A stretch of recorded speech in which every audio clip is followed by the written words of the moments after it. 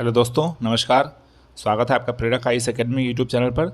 आप लोगों को पता है कि इस चैनल पर बिहार शिक्षक भर्ती परीक्षा जो आयोजित करवाई जाने वाली है उसके लिए डेडिकेटेड रूप से तैयारी करवाई जा रही है, जिसमें 1 to 5, 9 to 10 और 10 to 12 तीनों के लिए एक बेहतरीन टेस्ट सीरीज का आयोजन करवाया जा रहा है, जिसमें 50 महत्वपूर्ण प्रश्न दिए जाते हैं, जिसके माध्यम से आप अपनी तैयारी का आकलन भी कर सकते हैं और अपनी तैयारी को और बेहतर भी बना सकते हैं।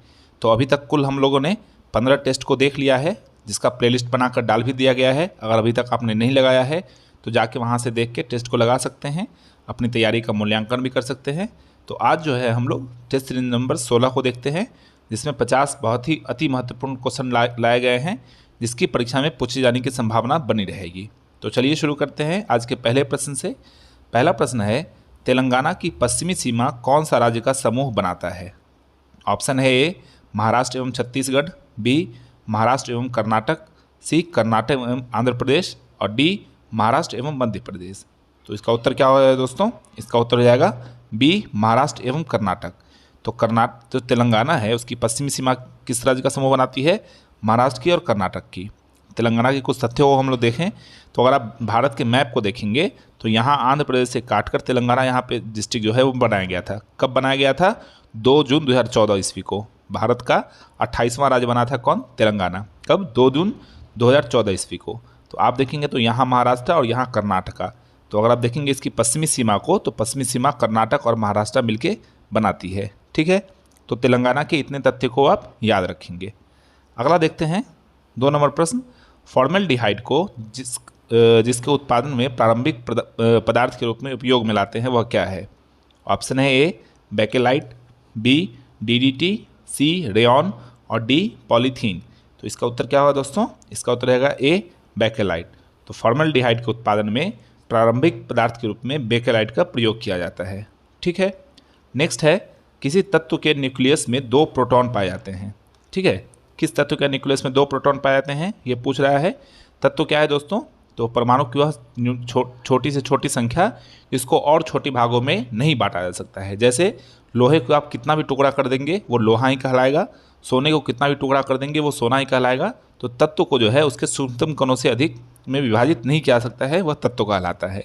तो आपसे पूछ रहा है कि किस तत्व के न्यूक्लियस में 2 प्रोटॉन पाए जाते हैं। ऑप्शन है ए हाइड्रोजन, बी हीलियम, सी लिथियम और डी बोरॉन। तो इसका उत्तर क्या होगा दोस्तों? 3 का बी हीलियम। तो हीलियम के न्यूक्लियस में क्या होते हैं? 2 प्रोटॉन पाए जाते हैं। ठीक है, नेक्स्ट देखते हैं 4 नंबर प्रश्न। कपूर का शोधन किया जाता है। ऑप्शन है ए ऊर्ध्वपातन द्वारा, बी क्रिस्टलीकरण द्वारा, सी प्रभाजी आसवन द्वारा, डी निस्यंदन द्वारा। तो इसका उत्तर क्या होगा दोस्तों? इसका उत्तर रहेगा ए ऊर्ध्वपातन द्वारा। ठीक है, तो कपूर का शोधन जो क्या होता है वो ऊर्ध्वपातन के द्वारा किया जाता है। ठीक है, नेक्स्ट देखते हैं 5 नंबर सवाल। मानव शरीर की सबसे बड़ी ग्रंथि कौन सी है? ऑप्शन है ए तिल्ली, बी गुर्दा, सी अग्नाशय और डी यकृत। तो इसका उत्तर क्या होगा दोस्तों? इसका उत्तर रहेगा डी यकृत। तो लीवर जो है वो मानव शरीर की सबसे बड़ी ग्रंथि कही जाती है। ठीक है, नेक्स्ट देखते हैं सरीसृप और पक्षियों को जोड़ने वाली कौन सी कड़ी है? ठीक है, तो आपसे पूछ रहा है कि रेप्टाइल्स और बर्ड्स जो होते हैं उनको जोड़ने वाली कड़ी क्या कहलाती है? ऑप्शन है ए आर्कियोप्टेक्टिस, बी नियोपाइलिना, सी बैलेनोग्लिस और डी उपयुक्त में से कोई नहीं। तो इसका उत्तर क्या होगा दोस्तों? आर्कियोप्टेक्टिस जो होता है वो सरीसृप और पक्षियों को जोड़ने वाली कड़ी कहलाती है। ठीक है, नेक्स्ट देखते हैं 7 नंबर प्रश्न। न्यूमेटिक हड्डी का एक अभिलक्षण है। ऑप्शन है ए सरीसृपों का, बी पक्षियों का, सी उभयचरों का और डी उपयुक्त में से कोई नहीं। तो इसका उत्तर क्या होगा दोस्तों? इसका उत्तर जाएगा बी पक्षियों का। तो न्यूमेटिक हड्डी के इसका लक्षण है पक्षियों का भी लक्षण है। ठीक है, नेक्स्ट देखते हैं कोशिका दिमाग क्या कहलाता है, मतलब the brain of cell is called that. Option है ए केंद्रिका, बी केंद्रक, सी लवक और डी लाइसोसोम। तो इसका उत्तर क्या होगा दोस्तों? इसका उत्तर रहेगा ए केंद्रक। ठीक है, तो कोशिका का दिमाग क्या कहलाता है? केंद्रक कहलाता है। ठीक है, नेक्स्ट देखते हैं 9 नंबर प्रश्न। इकोसिस्टम का शब्द किसने दिया था? ठीक है, इकोसिस्टम जिसको आप पारिस्थितिकी तंत्र कहते हैं, तो उसका शब्द जो है सर्वप्रथम किसने दिया था? ऑप्शन है ए ओडम ने, बी क्लीमेंटस ने, सी टेंसले ने और डी न्यूटन ने। तो इसका उत्तर क्या होगा दोस्तों? इसका उत्तर रहेगा सी टेंस लेने। तो इकोसिस्टम शब्द का प्रयोग सबसे पहले किसने किया था दोस्तों? तो टेंस लेने किया था। ठीक है, नेक्स्ट देखते हैं 10 नंबर प्रश्न, विश्व का सबसे छोटा पुष्प पादप कौन सा है? ठीक है, आपसे पूछ रहा है कि जो विश्व का है सबसे छोटा फ्लावर यानी कि पुष्प पादप कौन सा है? ऑप्शन है पॉलियंथिस, बी रेफ्लेसिया, सी वुल्फिया और डी मैग्नीफेरा। तो इसका उत्तर क्या होगा दोस्तों? वुल्फिया। तो अगर आप देखेंगे सबसे बड़ा पुष्प अगर पूछे आपसे तो वो रेफ्लेसिया है और सबसे छोटा पुष्प पादप पूछे तो वो क्या है? वुल्फिया है। ठीक है, नेक्स्ट देखते हैं 11 नंबर प्रश्न, एथाइन के जल योजन से क्या मिलता है? ऑप्शन है ए एथेनॉल, बी एथेनल, सी एथेन और डी एथेनोइक एसिड। तो इसका उत्तर क्या होगा दोस्तों? इसका उत्तर रहेगा बी एथेनॉल। तो एथाइन के जलयोजन से क्या होता है? एथेनॉल की प्राप्ति होती है। ठीक है, नेक्स्ट देखते हैं 12 नंबर प्रश्न, सूर्यास्त के समय सूर्य का लाल रंग दिखाई देता है क्यों? आप लोगों ने गौर किया होगा कि सूर्यास्त के समय और सूर्योदय के समय में सूर्य जो है उसका कलर लाल रहता है। वो किस प्राकृतिक घटना के कारण से होती है? ऑप्शन है ए सूर्य में केवल लाल रंग होता है, बी लाल रंग अन्य रंगों की अपेक्षा अधिक प्रकीर्णन करता है, सी लाल रंग अन्य रंगों की अपेक्षा कम प्रकीर्णन होता है और डी हमारी लाल आंखें लाल रंग के लिए अधिक सुग्राही होती है। तो इसका उत्तर क्या होगा दोस्तों? 12 का सी, लाल रंग जो होता है वो अन्य रंगों की अपेक्षा कम प्रकीर्णन होती है। इसी कारण से क्या होता है कि सूर्यास्त के समय सूर्य भी लाल दिखाई देता है। और दूसरा आप देखेंगे कि जो लगाया जाता है स्ट्रीट लाइट जो लगाई जाती है ट्रैफिक सिग्नल के लिए, उसमें भी लाल रंग का प्रयोग किया जाता है। ठीक है, नेक्स्ट देखते हैं 13 नंबर प्रश्न, सूर्य की ऊर्जा का स्रोत क्या है? ऑप्शन है ए भारी नाभिकों का संलयन, बी हल्के नाभिकों का संलयन, सी हल्के नाभिकों का विखंडन और डी भारी नाभिकों का विखंडन। तो इसका उत्तर क्या हो जाएगा दोस्तों? 13 का हल्के नाभिकों का संलयन। तो सूर्य की जो ऊर्जा उत्पन्न होती है वो क्या किस प्रक्रिया से होती है? तो नाभिकीय संलयन से होती है। दो तरह की प्रक्रिया होती हैं, एक जिसमें पदार्थ टूटते हैं उसको नाभिकीय विखंडन कहा जाता है और एक जिसमें पदार्थों का जो है जुड़ाव होता है उसको नाभिकीय संलयन का प्रक्रिया कहा जाता है। तो सूर्य की ऊर्जा का स्रोत क्या होता है? नाभिकीय संलयन की प्रक्रिया होती है जिसमें हल्के नाभिकों का संलग्न होता है। ठीक है, नेक्स्ट देखते हैं 14 नंबर प्रश्न, पुष्प एक रूपांतरण है। ऑप्शन है ए जड़ का, बी कली का, सी प्रहोड़ का और डी पत्तियों का। तो इसका क्या हो जाएगा दोस्तों उत्तर? सी प्रहोड़ का। तो पुष्प क्या होता है, किसका रूपांतरण होता है? प्रहोड़ का रूपांतरण होता है। ठीक है, नेक्स्ट देखते हैं 15 नंबर प्रश्न, जल तरंगे किस प्रकार के तरंगों का उदाहरण है? ठीक है, कौन सी तरंगे? जल तरंगे। ऑप्शन है ए अनुदैर्घ्य तरंग, बी अनुप्रस्थ तरंग, सी अनुदैर्घ्य और अनुप्रस्थ दोनों और डी दीर्घवृत्तीय। तो इसका उत्तर क्या हो दोस्तों? सी अनुदैर्घ्य एवं अनुप्रस्थ दोनों। तो जल तरंगे जो होती हैं वो अनुदैर्घ्य और अनुप्रस्थ दोनों तरह के तरंगों की प्रकृति को परिलक्षित करती हैं। ठीक है, नेक्स्ट देखते हैं 16 नंबर प्रश्न, ध्वनि ऊर्जा को विद्युत ऊर्जा में किससे बदला जाता है? ऑप्शन है ए माइक्रोफोन द्वारा, बी लाउड स्पीकर के द्वारा, सी सोनोमीटर द्वारा और डी ईयरफोन के द्वारा। तो इसका उत्तर क्या होगा दोस्तों? ए माइक्रोफोन द्वारा। तो ध्वनि ऊर्जा को विद्युत ऊर्जा में माइक्रोफोन द्वारा परिवर्तित किया जाता है। ठीक है, नेक्स्ट देखते हैं 17 नंबर सवाल, निम्नलिखित नदियों में से कौन सी बिहार से होकर बहती है? ऑप्शन है ए कावेरी, बी गंगा, सी सरस्वती और डी यमुना। तो इसका उत्तर क्या होगा दोस्तों? इसका उत्तर रहेगा बी गंगा। तो निम्नलिखित नदियों में से बिहार से होकर बहने वाली नदी कौन सी है? गंगा है। ये क्या होती है कि बक्सर के निकट चौसा से प्रवेश करती है और यहाँ पे काठागोला जो कटिहार है वहाँ से बाहर हो जाती हैं। ठीक है, और इस बीच में ये जो है ये 12 जो है बिहार के डिस्ट्रिक्ट से होकर गुजरती हैं और सबसे बड़ी नदी कहलाती है कौन? गंगा कहलाती है। और बिहार को उत्तरी बिहार और दक्षिणी बिहार में विभाजित करने का भी काम करती है ये। ठीक है, नेक्स्ट तक देखते हैं, क्वेश्चन देखते हैं, भूमध्य रेखा ग्लोब को विभाजित करती है। ऑप्शन ए क्षैतिज समान अर्ध भागों में, बी तिर्यक अर्ध भागों में, सी दो असमान भागों में और डी ऊर्ध्ववर्ती समान अर्ध भागों में। तो इसका उत्तर क्या हो दोस्तों? क्षैतिजीय समान अर्ध भागों में क्या करती है? भूमध्य रेखा जो होती है वो ग्लोब को विभाजित करती है। ठीक है, नेक्स्ट देखते हैं 19 नंबर प्रश्न, निम्नलिखित नदियों में से किसके तट पर पटना स्थित है? ऑप्शन है ए बूढ़ी गंडक, बी गंगा, सी कोसी और डी सरयू। तो इसका उत्तर क्या होगा दोस्तों? 19 का आप सभी को पता है इसका उत्तर। तो गंगा नदी के तट पर क्या होता है, क्या है कि पटना स्थित है। ठीक है, नेक्स्ट देखते हैं 20 नंबर प्रश्न, अय्यर बांध किस नदी पर बनाया गया है? कौन सा बांध? अय्यर बांध।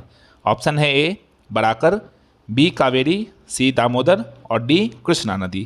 तो इसका उत्तर क्या होगा दोस्तों? इसका उत्तर रहेगा सी दामोदर नदी। तो अय्यर बांध जो है वो दामोदर नदी पर बनाया गया बांध है। ठीक है, नेक्स्ट देखते हैं, छोटा नागपुर पठार विस्तृत है। ऑप्शन है ए आंध्र प्रदेश में, बी महाराष्ट्र में, सी झारखंड में और डी विदर्भ में। तो इसका उत्तर क्या होगा दोस्तों? झारखंड में। तो छोटा नागपुर का पठार जो है वो कहाँ विस्तृत है? तो झारखंड में विस्तृत है। ठीक है, 22 नंबर प्रश्न देखते हैं। तो 22 नंबर प्रश्न है, सह्याद्री जो है वो किसका भाग है? ठीक है, ऑप्शन है ए अरावली का, बी पूर्वी घाट का, सी हिमालय का और डी पश्चिमी घाट का। तो इसका उत्तर क्या होगा दोस्तों? 22 का डी पश्चिमी घाट। तो सह्याद्री जो है वो मूलतः पश्चिमी घाट का भाग है। ठीक है, नेक्स्ट देखते हैं 23 नंबर प्रश्न, निम्नलिखित में से कौन सा भारतीय सीमा को स्पर्श करता है? ऑप्शन है ए अरब सागर, बी बंगाल की खाड़ी, सी हिंद महासागर और डी उपर्युक्त में से सभी। तो इसका उत्तर क्या होगा दोस्तों? उपर्युक्त में से सभी। तो अरब सागर, बंगाल की खाड़ी और हिंद महासागर तीनों जो है वो भारतीय सीमा को स्पर्श करते हैं। ठीक है, नेक्स्ट देखते हैं 24 नंबर प्रश्न, निम्नलिखित में से कौन प्रवालों से निर्मित है? ठीक है, ऑप्शन है ए अंडमान, बी दीव, सी लक्षद्वीप और डी निकोबार। इसका उत्तर क्या होगा दोस्तों? इसका उत्तर रहेगा लक्षद्वीप। तो लक्षद्वीप जो है द्वीप समूह कैसा है? ये प्रवालों से निर्मित द्वीप समूह है। ठीक है, नेक्स्ट देखते हैं 25 नंबर प्रश्न, विश्व मानवाधिकार दिवस कब मनाया जाता है? ऑप्शन है ए 30 जनवरी को, बी 11 जुलाई को, सी 1 दिसंबर को और डी 10 दिसंबर को। तो इसका उत्तर क्या होगा दोस्तों? इसका उत्तर रहेगा डी 10 दिसंबर को। तो 10 दिसंबर 1948 से क्या होता है कि विश्व मानवाधिकार दिवस मनाया जा रहा है। तो इसी तिथि को क्या कर दिया गया कि विश्व मानवाधिकार दिवस घोषित कर दिया गया। किसको? 10 दिसंबर को। ठीक है, नेक्स्ट देखते हैं 26 नंबर, चौड़ाबाड़ी ग्लेशियर उत्तराखंड के किस जिले में स्थित है? तो आप लोगों को पता है कि चौड़ाबाड़ी ग्लेशियर जो है वो किस राज्य में स्थित है? तो उत्तराखंड में स्थित है। आपसे पूछ रहा है कि यह उत्तराखंड के किस जिले में अवस्थित है? ऑप्शन है ए चमोली, बी उत्तरकाशी, सी रुद्रप्रयाग और डी पिथौरागढ़। तो इसका उत्तर क्या होगा दोस्तों? इसका उत्तर रहेगा सी रुद्रप्रयाग। तो रुद्रप्रयाग में चौड़ाबाड़ी ग्लेशियर स्थित है। ठीक है, नेक्स्ट है 27 नंबर प्रश्न, सन्यात सेन का संबंध किस देश से है? ऑप्शन है A Sri Lanka, B Bharat, C Japan और डी चाइना। तो इसका उत्तर क्या होगा दोस्तों? चीन। तो सन्यात सेन का संबंध किस देश से है? चीन से है। ठीक है, नेक्स्ट देखते हैं 28 नंबर प्रश्न, भारत का जलीय जीव, राष्ट्रीय जलीय जीव कौन सा है? ऑप्शन है ए महासीर, बी ब्लू व्हेल, सी वाटरफाउल और डी डॉल्फिन। तो इसका उत्तर क्या होगा दोस्तों? इसका उत्तर रहेगा डॉल्फिन। तो डॉल्फिन जो है भारत का राष्ट्रीय जलीय जीव है। यह मूलतः गंगा नदी में पाया जाता है और आप लोगों को पता है कि भागलपुर में इसका संरक्षण केंद्र और पटना के, बिहार के पटना में इसका रिसर्च सेंटर स्थापित किया गया है। किसका? गंगा डॉल्फिन का। ठीक है, नेक्स्ट देखते हैं 29 नंबर प्रश्न, निम्नलिखित में से भारत के किस राज्य में नामदफा नेशनल पार्क स्थित है? ऑप्शन है ए अरुणाचल प्रदेश, बी मणिपुर, सी मेघालय और डी नागालैंड। तो इसका उत्तर क्या होगा दोस्तों? इसका उत्तर रहेगा ए अरुणाचल प्रदेश। तो नामदफा नेशनल पार्क कहाँ स्थित है? अरुणाचल प्रदेश में स्थित है। ठीक है, नेक्स्ट देखते हैं सेलाउलिम रिजर्वायर किस राज्य में स्थित है? ऑप्शन है ए केरल, बी कर्नाटक, सी गोवा और डी महाराष्ट्र। तो इसका उत्तर क्या होगा दोस्तों? इसका उत्तर रहेगा सी गोवा। ठीक है, नेक्स्ट देखते हैं 31 नंबर प्रश्न, गारो जनजाति कहाँ पाई जाती है? ऑप्शन है ए असम, बी मणिपुर, सी मिजोरम और डी मेघालय। तो इसका उत्तर आप सभी लोगों को पता ही है दोस्तों। इसका उत्तर क्या होता है?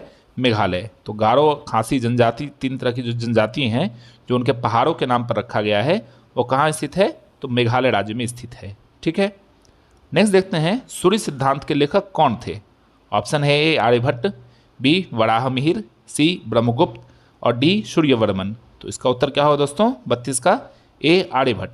तो आर्यभट्ट जिन्होंने सर्वप्रथम शून्य का सिद्धांत दिया था, इन्होंने सूर्य सिद्धांत की रचना की थी।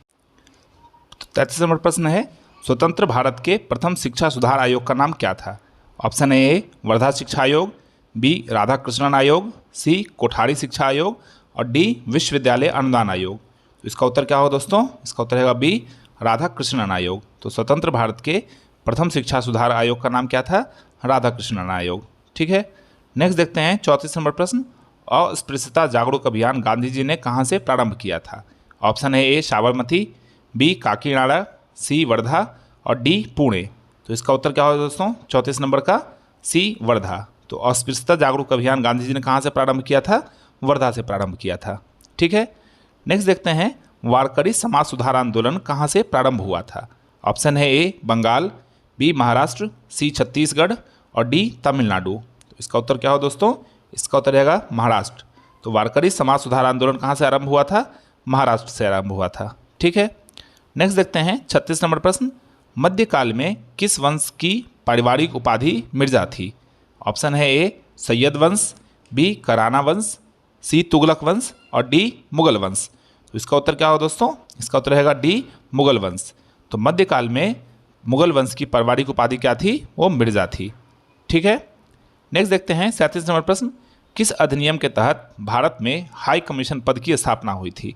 ऑप्शन है 1892 का अधिनियम, बी 1909 का अधिनियम, सी 1919 का अधिनियम और डी 1935 का अधिनियम। इसका उत्तर क्या हो दोस्तों? सी 1919 का अधिनियम। तो 1919 के अधिनियम के तहत क्या हुई थी कि भारत में हाई कमीशन पद की स्थापना की गई थी। ठीक है, अगला देखते हैं गांधी बनाम लेनिन किसने लिखा है? ऑप्शन है ए एम.जी. रांगे, बी श्रीपद डांगे, सी मुजफ्फर अहमद और डी एम.एन. रॉय। तो इसका उत्तर क्या हो दोस्तों? इसका उत्तर रहेगा श्रीपद डांगे। तो गांधी बनाम लेनिन पुस्तक किसने लिखी है? श्रीपद डांगे ने लिखी है। ठीक है, नेक्स्ट देखते हैं 39 नंबर प्रश्न, शैल चित्रों से अलंकृत बाघ गुफाएं किस पर्वत श्रेणी में पाई जाती है? ऑप्शन है ए मेकल, बी बारबरा, सी विंध्याचल और डी अरावली। इसका उत्तर क्या होगा दोस्तों? इसका उत्तर जाएगा सी विंध्याचल। तो शैलकृत से अलंकृत बाघ गुफाएं किस में पाई जाती है? किस पर्वत श्रेणी में? तो विंध्याचल पर्वत श्रेणी में पाई जाती है। ठीक है, नेक्स्ट देखते हैं 40 नंबर प्रश्न, दक्षिण भारत के शैव संतों को क्या कहा जाता था? ऑप्शन है ए सिद्ध, बी नयनार, सी अलवार और डी शिवगण। तो इसका उत्तर क्या होगा दोस्तों? इसका उत्तर रहेगा बी नयनार। तो दक्षिण भारत के जो शैव संत हैं उनको नयनार की उपाधि से अलंकृत किया जाता था।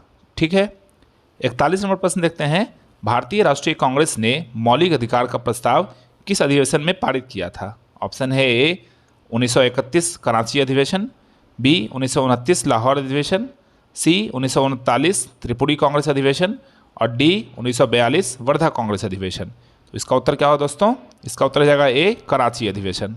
ठीक है, अगला है देवी चंद्रगुप्तम नाटक के रचनाकार कौन है?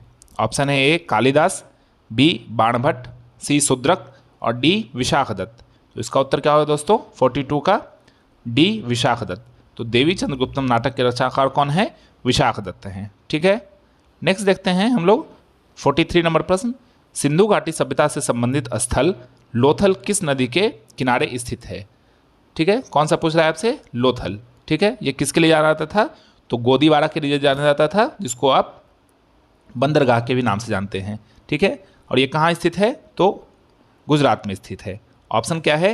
ए रावी, बी भोगवा, सी सरस्वती और डी सतलुज। तो इसका उत्तर क्या होगा दोस्तों? 43 का बी भोगवा नदी। तो भोगवा नदी के किनारे क्या है कि लोथल नदी, लोथल जो था सिंधु घाटी सभ्यता केंद्र, वो स्थित था। नेक्स्ट है 44 नंबर प्रश्न, बौद्ध संघ की प्रथम महिला अनुयायी सदस्या कौन थी? ऑप्शन है ए खेमा, बी आम्रपाली, सी गौतमी और डी केशकुंडला। तो इसका उत्तर क्या होगा दोस्तों? इसका उत्तर रहेगा सी गौतमी। तो बौद्ध संघ की प्रथम महिला अनुयायी सदस्या कौन थी? गौतमी थी। ठीक है, नेक्स्ट देखते हैं 45 नंबर प्रश्न, 1916 में बाल गंगाधर तिलक के पक्ष में अदालत में पैरवी करने वाले वकीलों का नेतृत्व कौन कर रहे थे? ऑप्शन है ए मोहम्मद अली जिन्ना, बी जवाहरलाल नेहरू, सी भोला भाई देसाई और डी मौलाना अबुल कलाम आज़ाद। तो इसका उत्तर क्या होगा दोस्तों? इसका उत्तर रहेगा ए मोहम्मद अली जिन्ना। तो 1916 में बाल गंगाधर तिलक के पक्ष में अदालत में पैरवी करने वाले वकीलों का नेतृत्व कौन कर रहे थे? तो मोहम्मद अली जिन्ना कर रहे थे। ठीक है, नेक्स्ट देखते हैं 46, निम्नलिखित में से केरल की नृत्य शैली कौन सी है? ऑप्शन है ए भरतनाट्यम, बी कथक, सी कर्मा नृत्य और डी कथकली। तो इसका उत्तर क्या होगा दोस्तों? डी कथकली। तो केरल की नृत्य शैली में जो है कथकली शामिल हैं। ठीक है, नेक्स्ट देखते हैं 47, तमिलनाडु का सबसे महत्वपूर्ण फसलों का त्यौहार कौन सा है? ऑप्शन है ए ओणम, बी पोंगल, सी जात्रा और डी हड़ेली। तो इसका उत्तर क्या हो दोस्तों? इसका उत्तर है बी पोंगल। तो तमिलनाडु का सबसे महत्वपूर्ण फसलों का त्यौहार क्या कहलाता है? पोंगल कहलाता है। ठीक है, नेक्स्ट है 48 नंबर प्रश्न, निम्नलिखित में से किस स्थान पर कुंभ मेले का आयोजन नहीं होता है? ऑप्शन है ए प्रयाग, बी हरिद्वार, सी कर्णप्रयाग और डी उज्जैन। तो इसका उत्तर क्या होगा दोस्तों? 48 का सी कर्णप्रयाग।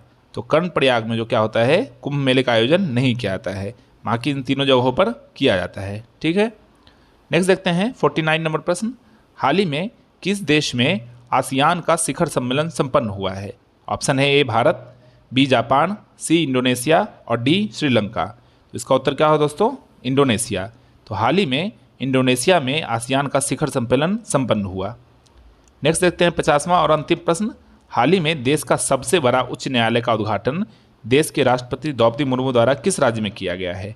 ऑप्शन है ए उत्तर प्रदेश, बी झारखंड, सी मध्य प्रदेश और डी राजस्थान। तो इसका उत्तर क्या हो दोस्तों? इसका उत्तर रहेगा बी झारखंड।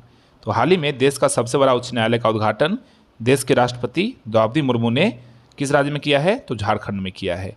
इसी के साथ दोस्तों 50 प्रश्नों का जो है महत्वपूर्ण सेट समाप्त हुआ। उम्मीद है कि आप लोगों ने इसमें बेहतर प्रदर्शन किया होगा और आगे भी इसी तरीके से निरंतर रूप से करते रहेंगे।